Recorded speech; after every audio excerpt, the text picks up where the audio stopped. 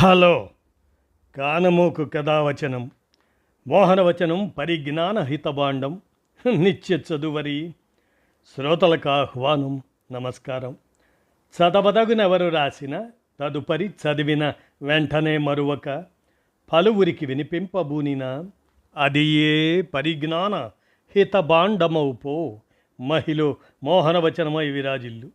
పరిజ్ఞాన హితభాండం లక్ష్యం ప్రతివారీ సమాచార హక్కు, తెలుసుకునే హక్కు సైతం జీవించే హక్కుతో సమానం.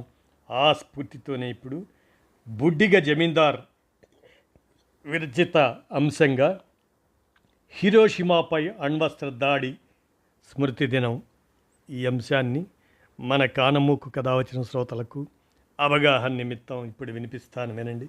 హిరోషిమాపై అణ్వస్త్ర దాడి స్మృతి దినం ఇక వినండి. Hiroshima Day 2026. Can the world achieve a nuclear weapons-free future amid rising global tensions? అణ్వస్త్రరహిత ప్రపంచం కలయేనా? జపాన్లోని హిరోషిమా, నాగసాకిల్లో 1945 ఆగస్ట్ 6, 9 తేదీల్లో అమెరికా మొట్టమొదటిసారిగా అణ్వాయుధాలను ప్రయోగించింది. యురేనియంతో చేసిన లిటిల్ బాయ్ ఆయుధం హిరోషిమా నగరాన్ని ధ్వంసం చేసి 80,000కు పైగా ప్రజలను చంపింది. ప్లుటోనియం బాంబు నాగసాకిలో ప్రయోగించగా పేలుళ్లలో 40,000 మంది ప్రాణాలు కోల్పోయారు. తదుపరి రోజుల్లో ఈ మరణాలు 2 లక్షలు దాటాయి. రేడియేషన్ ప్రభావం తరతరాలను వెంటాడింది. ఘోర పర్యవసానాలను జపాన్ ప్రజలు చవిచూశారు. ఇప్పుడు ప్రపంచంలో అంతకు మించి 10 రెట్ల శక్తివంతమైన బాంబులు పలు దేశాల వద్ద ఉన్నాయి.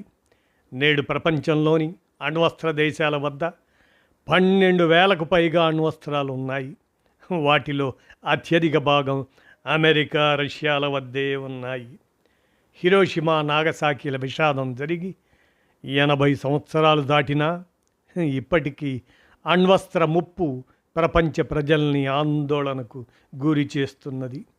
ఇరాన్ అణ్వస్త్రాన్ని తయారు చేస్తుందనే నెపంతో ప్రపంచంలో 5,000 పైచిలుకు అణ్వస్త్రాల్ని కలిగి ఉన్న అమెరికా, ఇజ్రాయిల్తో కలిసి ఫిబ్రవరి 28 నుంచి ఆ దేశంపై యుద్ధం చేస్తున్నది. అణుశక్తిని శాంతియుత ఇంధన తయారీ కోసమే వాడతాము అని ఇరాన్ చెబుతున్నా 2015లో ఇరాన్ P5+4 దేశాలతో JCPOA అణు ఒప్పందం కుదుర్చుకున్న అమెరికా ఇంకా కట్టుకథల్నే వల్లిస్తూ ఇరాన్తో పశ్చిమాసియాకు ముప్పు అని చెబుతుంది. విచిత్రం ఏమంటే ఇజ్రాయిల్ దగ్గర 200కు పైగా అణ్వస్త్రాలున్నా అణ్వాయుధాల వ్యాప్తి నిరోధక ఒప్పందం NPTపై సంతకం చెయ్యలేదు. జనవరి 1, 1967కు ముందు అణ్వాయుధాల్ని లేదా అణుపేలుళ్ల పరికరాలను తయారు చేసిన పేల్చిన దేశాలను అణ్వాయుధ దేశాలుగా నిర్వచించారు. అంతర్జాతీయ అణుశక్తి ఆ సంస్థ IAEAకు కీలకమైన ధృవీకరణ బాధ్యతలు అప్పగించారు. ఇజ్రాయిల్ తన అణ్వాయుధాలని పరిశీలించడానికి ఈ అంతర్జాతీయ అణుశక్తి సంస్థకు ఇంతవరకు అనుమతినియ్యలేదు. కానీ ఇరాన్ తనిఖీకి అభ్యంతరం పెట్టలేదు. కనుక ఎవరి నుంచి ఎవరికి ముప్పో స్పష్టంగా తెలుస్తున్నది. NPT 1970 నుంచి అమల్లోకి వచ్చింది. 1995 మే ఆ నెలలో ఈ ఒప్పందాన్ని నిరవధికంగా పొడిగించారు. 191 దేశాలు సంతకాలు చేశాయి. అణు నిరాయుధీకరణ, అణుశక్తి శాంతియుత వినియోగం కోసమే ఉండాలని, అణ్వాయుధాలను ఇతర అణుపేలుల పరికరాలను తయారు చేయకూడదని, మరే విధంగానూ వాడకూడదనే షరతులకు ఈ దేశాలు కట్టుబడి ఉండటంతో పాటు వేరే దేశాలకు అణు ఆయుధ తయారీలో సహాయపడకూడదు.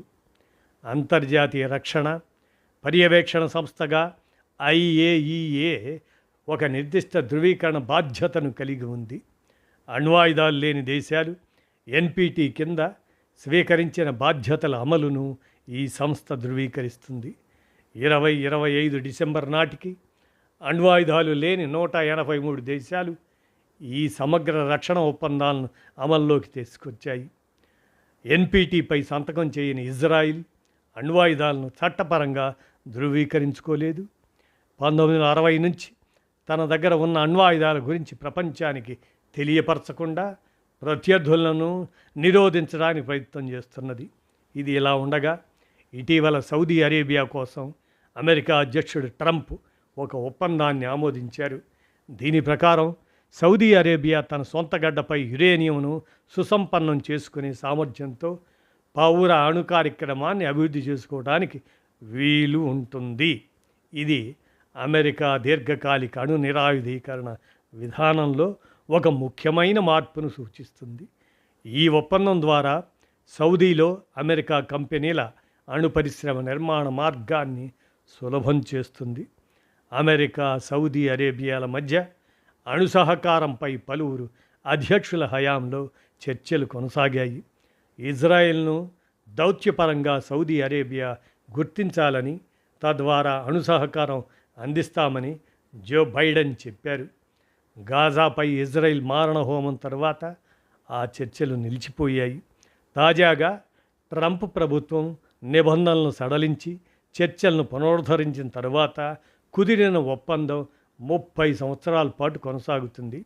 అణుశక్తి దిగ్గజం వెస్టింగ్ హౌస్తో సహా పలు అమెరికా కంపెనీలు సౌదీ అరేబియాలో అణురంగ అభివృద్ధికి కృషి చేయడం ద్వారా భవిష్యత్తులో సౌదీ అరేబియాను అణ్వస్త్ర దేశంగా తయారు చేసే ప్రమాదం పొంచి ఉంది. దీనితో పశ్చిమాసియాలో శాంతి ఎండమావి అయి ఆయుధ పోటీతో ప్రమాదం పెరగనున్నది. మరోవైపు చైనా ప్రపంచ ఆర్థిక వ్యవస్థల్లో బలపడుతూ అమెరికాతో పోటీ పడుతున్నది. పీపీపీ జీడిపిలో కొనుగోలు శక్తి సమాన జీడిపి అమెరికాను అధిగమించింది. ఇప్పటికే తన పీపీపీ 44 లక్షల కోట్ల డాలర్లతో అమెరికా కంటే ముందంజలో ఉంది. ఆర్థిక పోటీతో పాటు ప్రచ్ఛన్న యుద్ధంలో సోవియట్ యూనియన్తో జరిగినట్లుగా చైనా ఆయుధ పోటీ కూడా అమెరికాతో పెరుగుతున్నది. ఈస్ట్ ఈజ్ రైజింగ్ ఇప్పుడు అణ్వస్త్ర పోటీని కూడా తాకింది.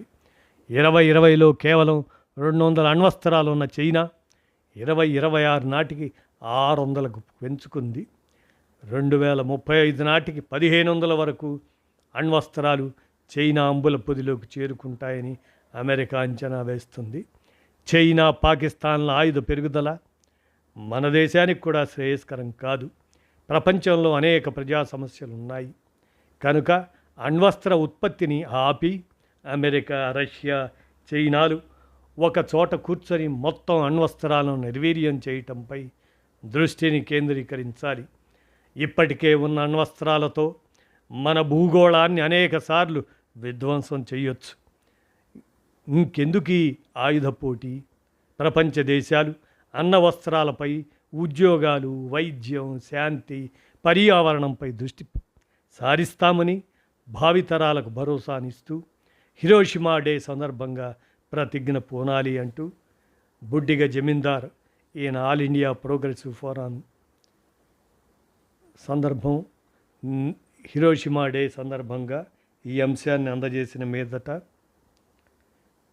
హిరోషిమాపై అణ్వస్త్ర దాడి ఆ స్మృతి దినం ఆ సందర్భంగా ఈ అంశాన్ని మన కానమూకు కథ వచ్చిన శ్రోతలకు అవగాహన నిమిత్తం వినిపించాను. విన్నారుగా, ధన్యవాదాలు.